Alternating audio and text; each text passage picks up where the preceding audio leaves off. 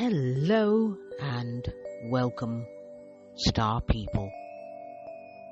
It is I, APM, your intrepid star guide. Welcome back to the Outlaw Astrology podcast, where we explore the mysterious and the unexplained through an astrological lens.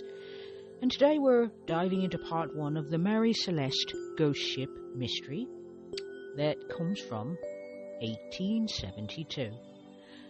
But before we begin, some quick housekeeping. Follow us on Instagram at The Outlaw Astrology and on Pinterest at Outlaw Astrology for daily cosmic insights. You may also find us on YouTube. That link will be in the show notes. We have a newsletter called The Daily Stargazer for cosmic insights as well, and please like, subscribe, share and review. Give us 5 stars on Apple iTunes and Spotify if you like, and wherever else you might listen to podcasts, so that other people can find us with greater ease as well. And thank you very much for tuning in. By the way, trigger warning, this episode contains themes of mysterious disappearance and maritime incidents. If you are sensitive to this type of content, please be advised. And now, onward. And so we're going to start with what I call setting the scene.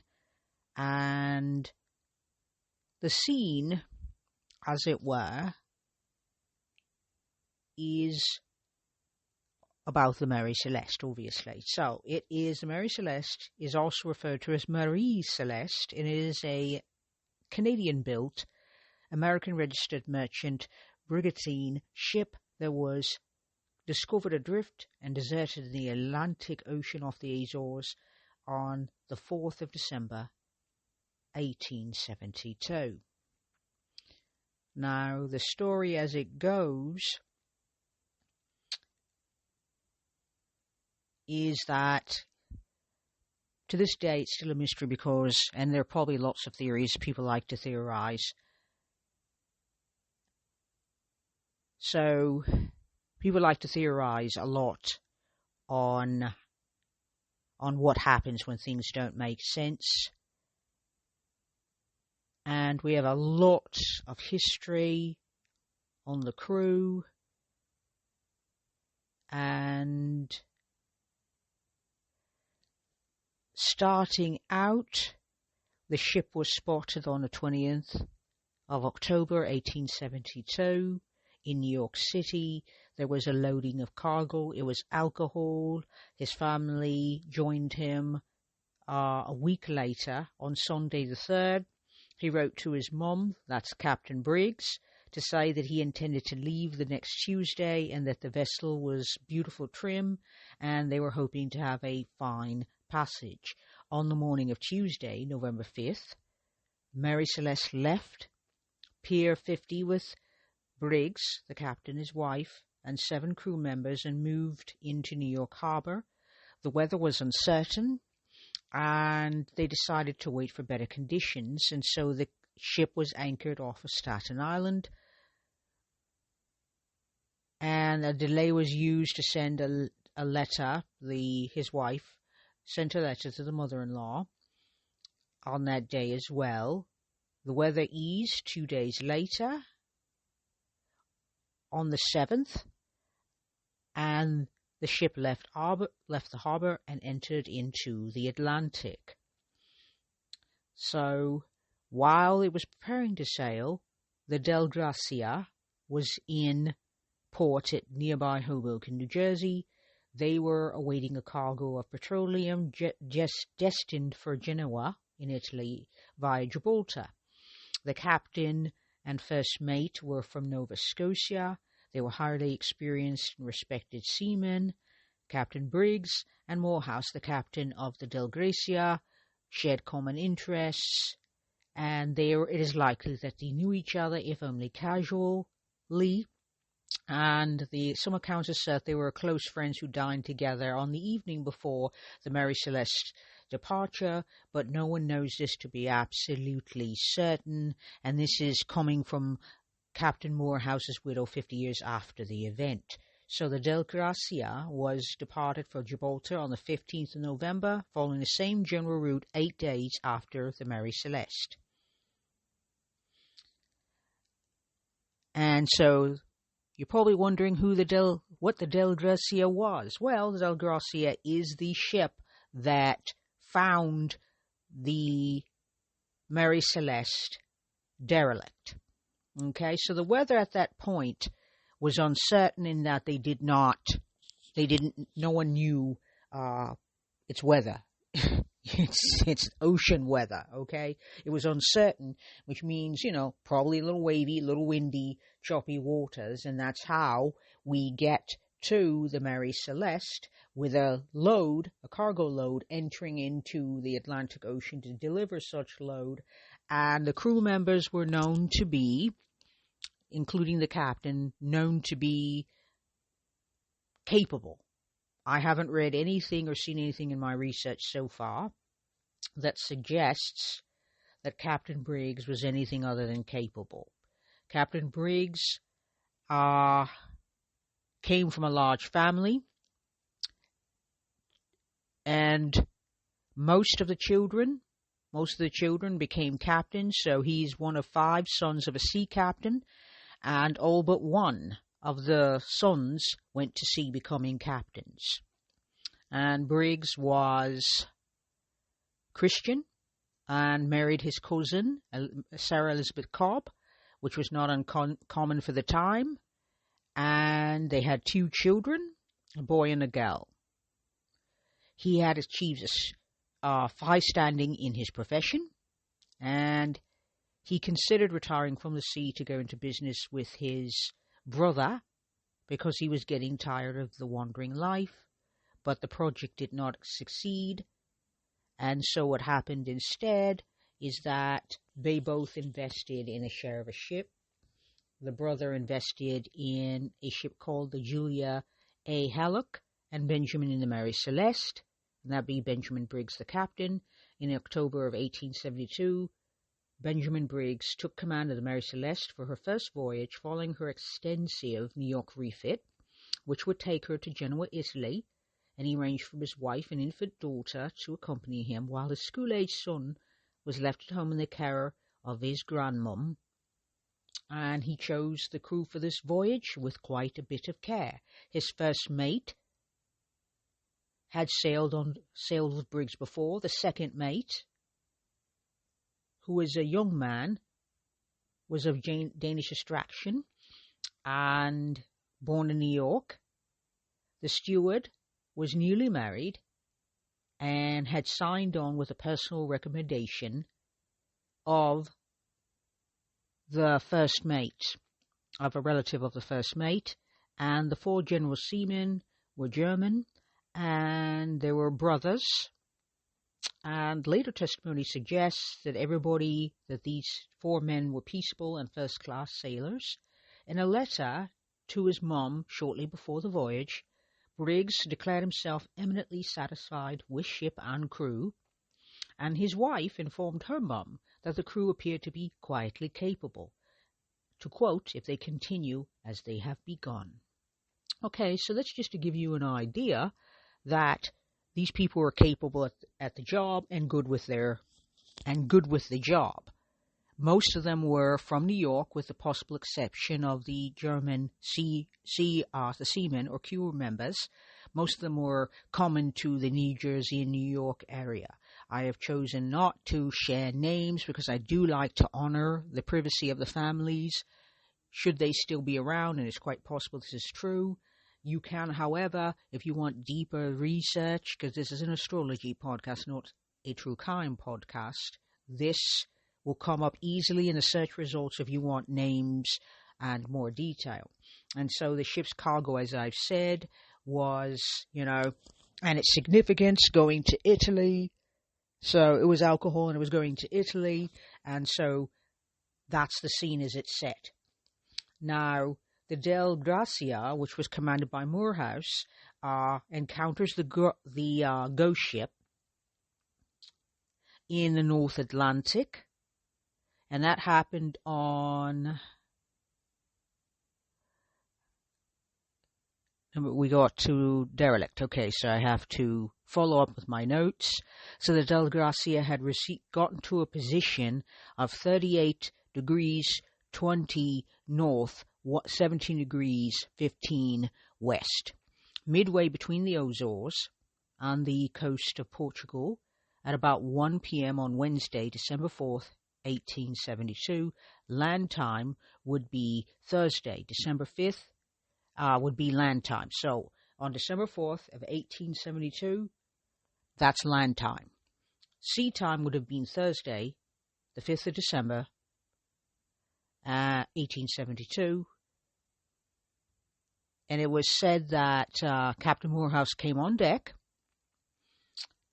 and that they had noticed a vessel heading unsteadily towards the Del Gracia at a distance about 6 miles. That's 9.7 kilometers. And the ship was behaving erratically and the sails were oddly set. So Morehouse suspected that something had gone wrong. As the vessel drew close, meaning Morehouse's vessel drew close, he could see that no one was on deck. He received no reply to his signals. And so he sent one of his crew members and his second mate to the ship to investigate. The pair established that the Mary Celeste was on the stern. They climbed aboard. They found the ship deserted. The sails were partly set and in poor condition, and some of them were missing altogether. Some of the rigging was damaged, the ropes hanging loosely, and the main hatch cover was secure. But the other hatches, the fore and the lazarette hatches, were open, and their covers beside them on the deck. The ship's single lifeboat had apparently been stowed across the main hatch, and it was missing. And the binnacle housing and the ship's compass had shifted from its place. The glass cover was broken, and there were about 3.5 feet, 1.1 milliliters of water in the hold, which is where all the cargo would have been. And keep in mind, I am not a ship person or a maritime person at this point. And so it was all this was significant, but it was not alarming for a ship of the size. There was a sounding rod, a mateship one, and basically a sounding rod is a device for measuring the amount of water in a hold, and it was found abandoned on the deck. They saw the daily log, and its final entry was dated at the 8 a.m. on the 25th of November, which is 9 days previously. And the recorded position of the Mary Celeste at that point was 37 degrees 1 north, 25 degrees 1 west, off of the Santa Maria Island in the Azores, and there's about 400 nautical miles. That would be 740 kilometers from the point where the Del Gracia eventually encountered her. Now, one of the crew members of the Del Gracia saw that the cabin interiors were wet and they were untidy, and it was from water, and that had entered the doorways and the skylights, but were in reasonable order. He found personal items scattered about in the Captain Briggs's cabin, found an unsheathed sword under the bed, but most of the ship's papers were missing, along with the captain's navigational instruments.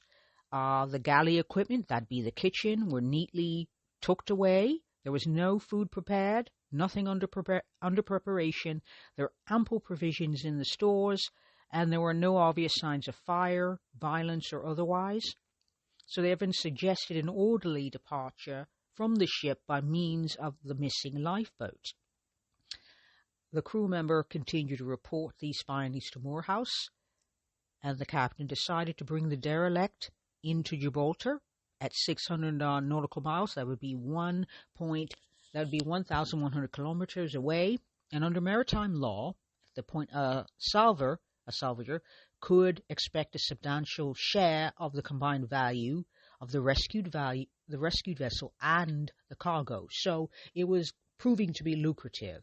An exact award would depend on the degree of danger inherent in the salvaging, and Morehouse divided the crew of 8 between the two vessels, sending 4 of his men and most experienced seamen to the Mary Celeste, while he and 4 others remained on his own ship. The weather was calm, most of the way to the Gibraltar, but each ship was seriously undermanned and progress was terribly slow. Morehouse's ship reached Gibraltar on December 12th, and the Mary Celeste encountered fog and arrived on the following morning, and she was immediately impounded by the Vice Admiralty Court to prepare for salvage hearings.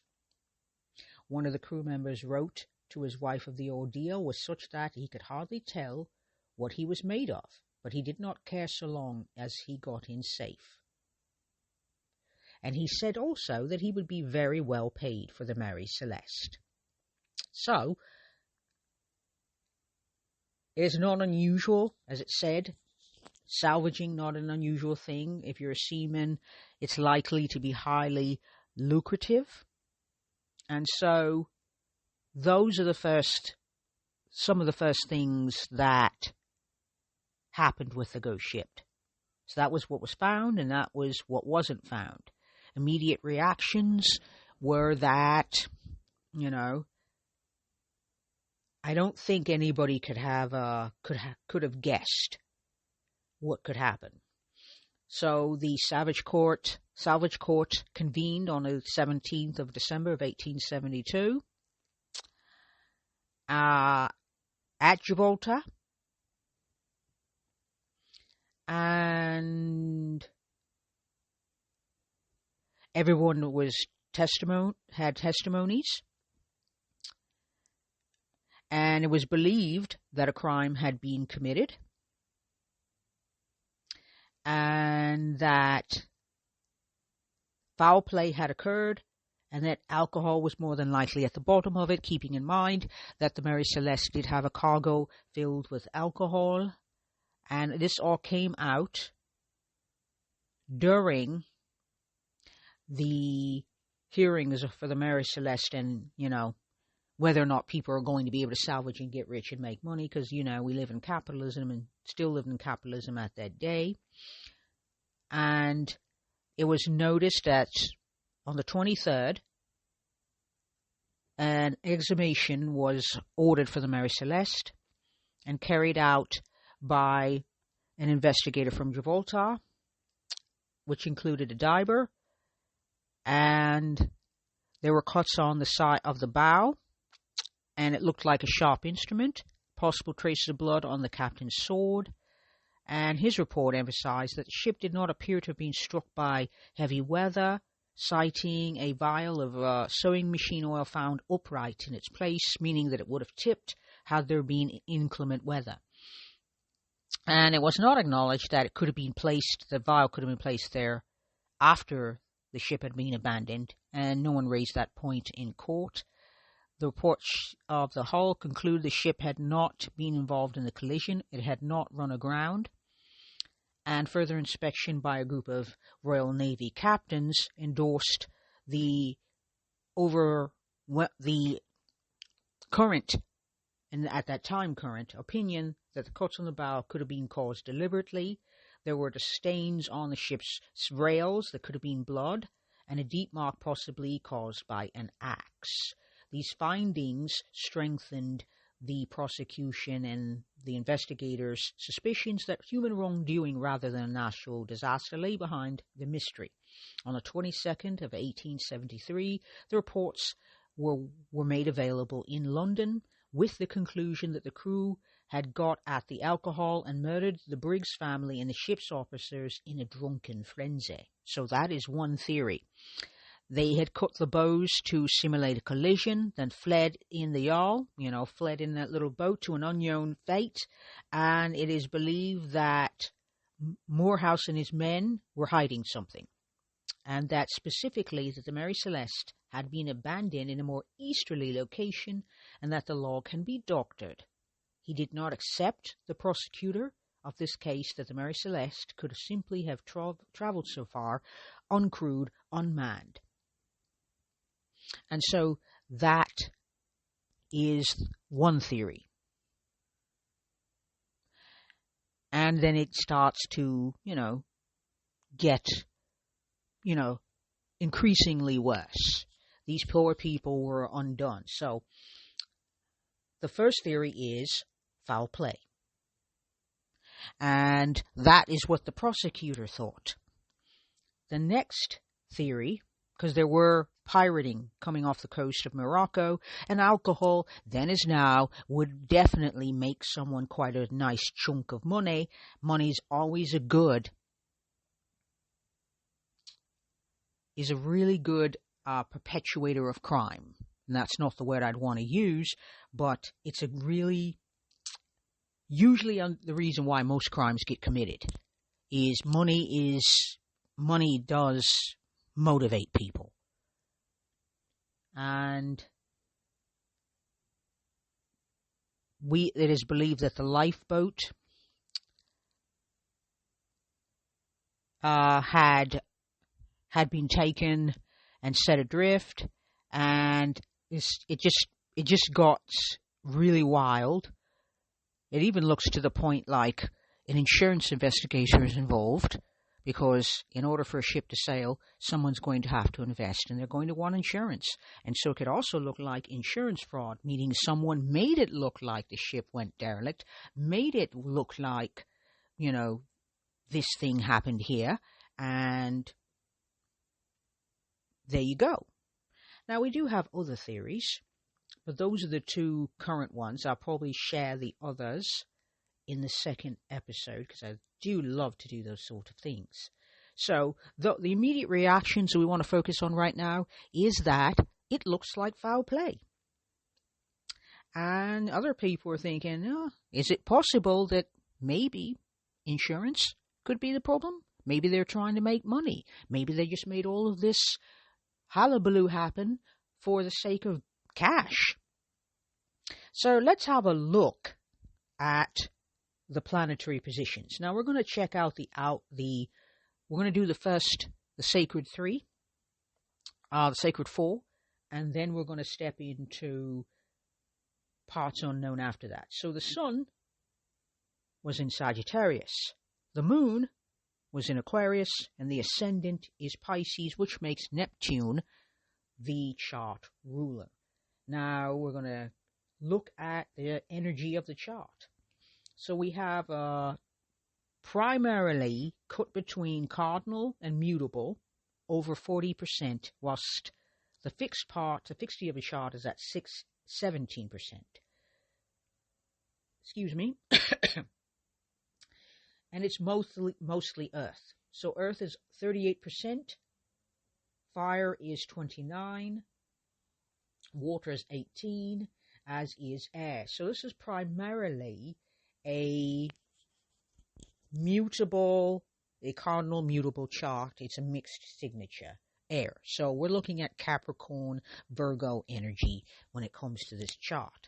Now, cardinal energy likes to initiate. It's ambitious, it's driven, it's capable, wants to move fast and break things.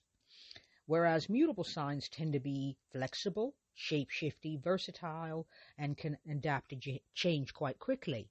But you have it in earth signs, so practical and productive, meaning that it's not going to always be easy for an earth sign or for the energy to work with earth, per se. Because earth is practical, but it's here to create something. It's here to build something. It is here to make manifest in the material world. Lots of sextiles and trines. Sextiles are opportunities. Trines are ease, where we have ease, where something feels natural to us. And so in this case, we would read that as very seasoned seamen, or sailors, because seamen just sounds weird, sailors and captains, and even though they were very, very seasoned and had a lot of experience, and Briggs and Morehouse both had confidence in their people, it didn't stop the unexpected from happening. Where have I said that before? And when we're looking at the map of declinations, because I love to do that, we've got Ceres out of bounds, We got a lot of out-of-bounds planets, by the way. Ceres is out of bounds, but we're going to look at the moon in particular. So the moon is at 24 degrees south, 37 minutes, 35 seconds. Venus is out of bounds at 24 degrees south, 9 minutes, 44 seconds. Mercury is out of bounds at 24 degrees south, 56 minutes, 14 seconds. And let me keep checking. Yep, so we've got, and Ceres is out of bounds at 27 degrees south, 30 minutes, 58 seconds. So we have quite a bit of out of bounds energy here. What is out of bounds energy? Out of bounds energy is wild card energy. Okay, now certain planets do not go out of bounds frequently. The moon will go out of bounds quite frequently. Venus, not so much. It doesn't do it often. It is also currently in this chart, Venus is in Capricorn. It's at 18 degrees 13 minutes 17 seconds. The moon is in Aquarius at 3 degrees 48 minutes 11 seconds.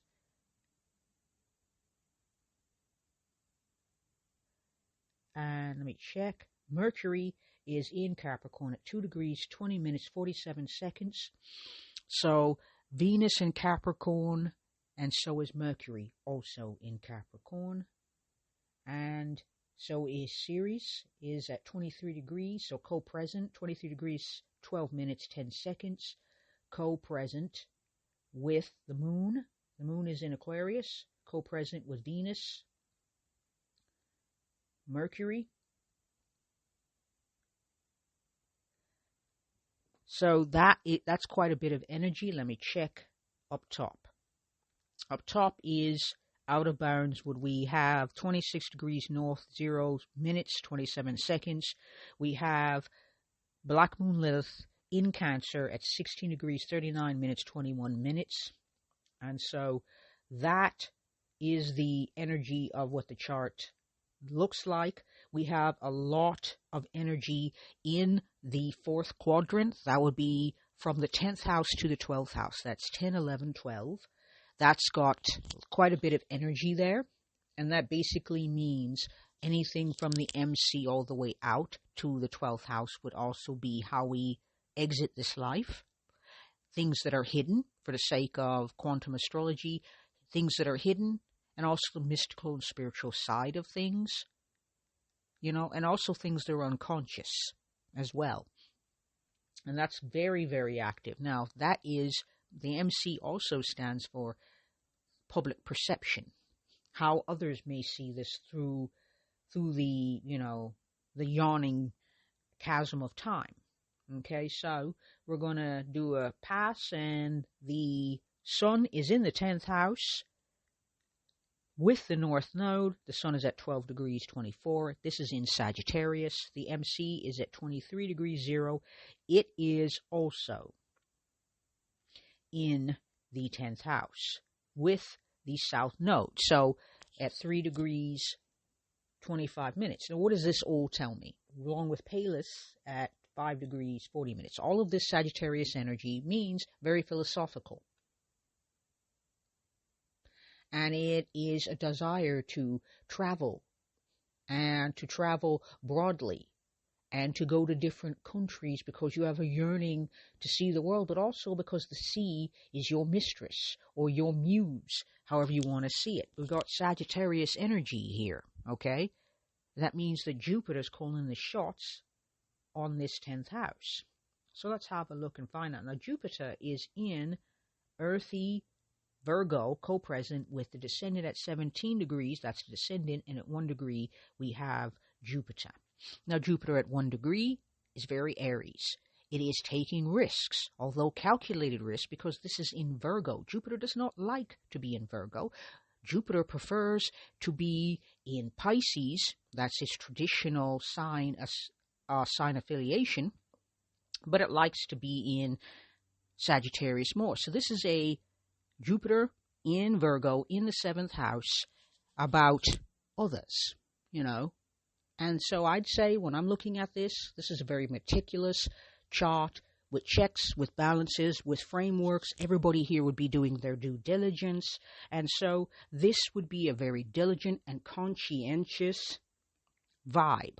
Yes, we're going to go see the world, and we're going to do it by the books, and we're going to find the best crew, and we're going to find the best route, and we're going to do everything we can, because the sea is a harsh mistress.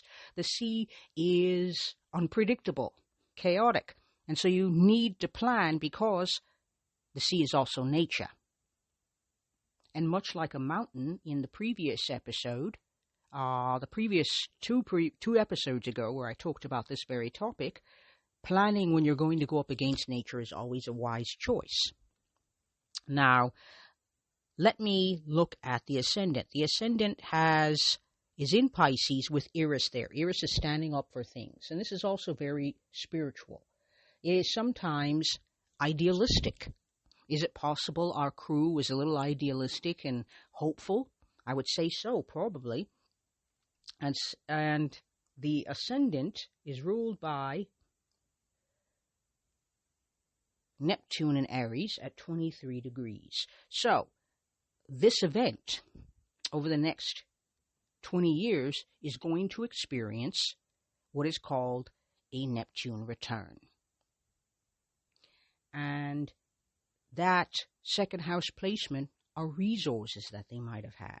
Now, Neptune is also about altered consciousness and the substances that can alter that consciousness, which means alcohol can alter consciousness, and whiskey, fiery, that sort of vibe. So it has kind of a Martian type energy. And I would go look and see where Mars is hanging out. And Mars is currently hanging out. It's really hot. There's a lot going on in this chart, and it's easy to miss. There is Mars hanging out in the 8th house at 5 degrees 13 in Libra. And so that is calling the shots on that Neptune, and is in opposition to Chiron, which in this chart is also in Aries at 10 degrees, and that Mars and Chiron are opposing. And Mars in Libra is not a comfortable place for Mars to be. Mars is being expected here to be tactful, to be diplomatic. You are going into international waters, by the way, but it's also in the house of death and rebirth. And, death and rebirth. And so Mars hanging out and going against Neptune is what is called archetypal astrology, which I will go into after season 10 comes to its close. But Chiron and Mars going against each other is healing, but it's also, one of the sad things about this is that it can also be about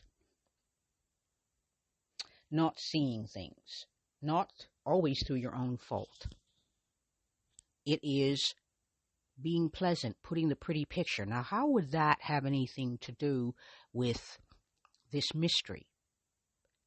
I would say that given our discomfort with death, that we would want to paint, at least people would at that time, want to paint the prettiest pictures possible. Chiron is about being the other. Oh, wow, excuse me.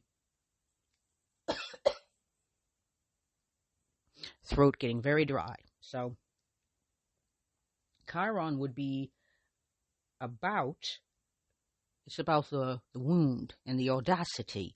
But in Aries, it is all about being the best, being the first in particular, going where others people wouldn't think to go, doing things that other people wouldn't think to do, co-present with the planet Neptune, which is about disillusionment, disenchantment, and it's in the second house of resources, which are strengths. So the ability to be idealistic, the ability to be courageous, the ability to think positive, and to want to blaze a trail, and to, they were, like I said, these were very experienced people. So it would have been a calculated risk. But Neptune also speaks to illusion, seeing what we want to see. Is it possible, that people saw what they wanted to see? People can be very capable at their jobs, and yet the circumstances can prevail that make them think, make them act in a way that's other than the way they would typically act. So in this particular regard, and we're going to have a second episode because we're running out of time, but we have a huge stellium. So we're going to leave with that and then pick it up in the next episode. We've got a very large stellium, which is 3 or more planets in a sign in the same house. It's in the 11th house. And it's all in Capricorn, which makes it Saturn ruled. Saturn is in its own sign, tightly conjunct Venus. Mercury is co-present, and 4 degrees off would be Ceres. So it's all very tight with Mercury being co-present. So all of this Capricorn energy is mastery, they were seen by their community as capable. They were not seen as people who just messed up, or people who just made a mistake, or people who did the wrong thing. They're thinking from everything that they knew of these people and everything they believed of their reputations, that they were the sort of people that could be trusted. They were the sort of people who are very capable. So whatever happened had to have been beyond the reach of their capabilities. And so that's how they're seen by their community. And since Saturn is in Capricorn, this entire satellitum or stellium in the 11th house will deposit directly to Saturn, which means that Saturn's calling the shots here. So they would have followed all the protocols according to the books, historically, how everybody would do things. Now, the moon is hanging out at the 3rd degree in the 12th house, which is things you don't see. And Aquarius is humanitarian and also a little impartial. Now, here's the thing on this particular day. A little impartiality probably would have gone a long way because, as you'll see in the next episode, we're going to dive a little bit deeper into some of those theories. And the first theory is foul play, and the second is it possible that someone was trying to make money through insurance or through salvage? And so, moon energy is comfort zone, and that is, but it's also hanging out in the 12th house. That means things hidden, things you don't see, things that are ambiguous. And in Aquarius, it is all the rebel, all the unexpected, all the shocking. Is it possible things are about to be shocking? And we've got Uranus as the short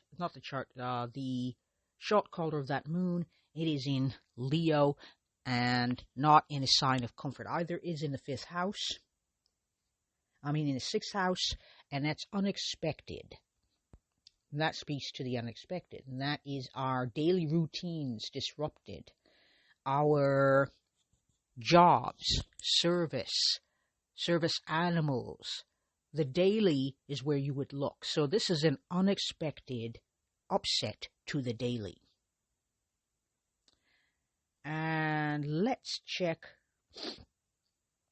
It is in a tight trine with the asteroid Pallas, and with the asteroid Pallas, really loose one with the sun in Sagittarius, and very philosophical, an eternal student, eternal seeker. So that's unexpected insights, unexpected revelations, an unexpected worldview where this would be concerned about this particular event. So we're talking about the unexpected. It was supposed to be your Garden Verity cruise, your Garden Verity, take the ship to New York, from New York to Genoa, which is in Italy, to drop off cargo. It should have gone according to plan, but somehow it didn't. And in the next episode, we're going to start thinking more about those theories and through the astrological lens to figure out why this might have happened. Could it have been inclement weather? Could it have been just a simple case of something went wrong, the weather got the better of them and the men just jumped off the ship? Was it foul play?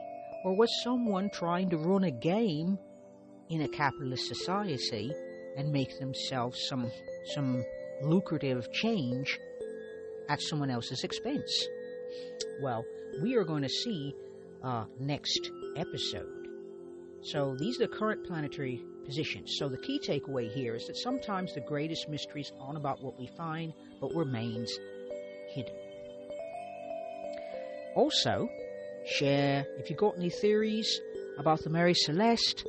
You should definitely feel free to reach out on Instagram and on my YouTube, because when I share the episodes there, you can obviously comment and share your theories there if you'd like. And until next time, keep your eyes on the stars and your mind open to the mysteries. Peace and astro magic.